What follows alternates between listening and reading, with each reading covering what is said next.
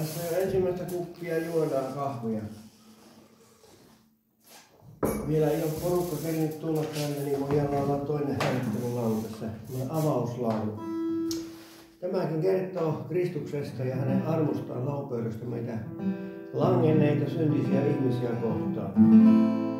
Vaikka sinä olisit kuinka huono omissa ja ystäviesi silmissä ja vihamiestesi silmissä, niin Kristukselle sä olet arvokas. Olen edessä sun, näet virheeni mun, sulta peittää mä en mitään voi. Näet sieluni tuskan ja syntini mun, mulla oikeutta armosi ei enää oo.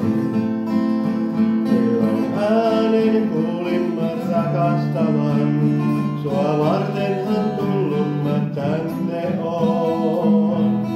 Sinut vedelläin ostanut vapaaksi oon, kerran taivaan kotiin vien.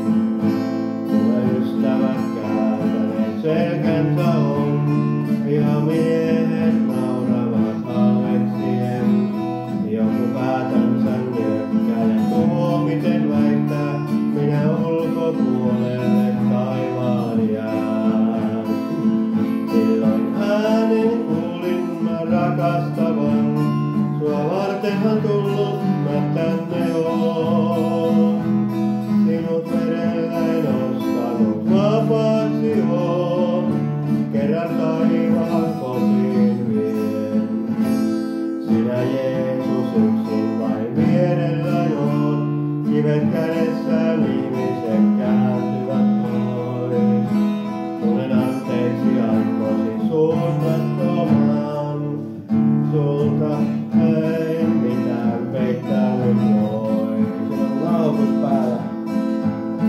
Silloin äänen kuulin mä rakastavan, sua vartenhan tullut mä tänne oon. Sinut vedelläin ostanut vapaaksi oon, kerran taivaan kotiin vien. Se menee YouTubeen ja kaikkea siihen kanssa.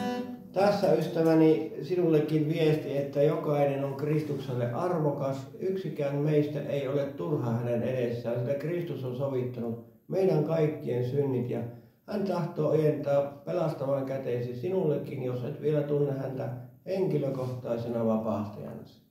Uskalluksella käy hänen eteensä ja pyydä, että hän pyyhkii kaikki pois sinun virheesi ja erheesi. Ja sinäkin saat olla Jumalan lapsiksi ja tuntea pelastusvarmuuden ja vapauden Kristuksessa sydämessä. Aamen. Pistän levitykseen tuolta eri puolella. Olisi ihan pitää päästä.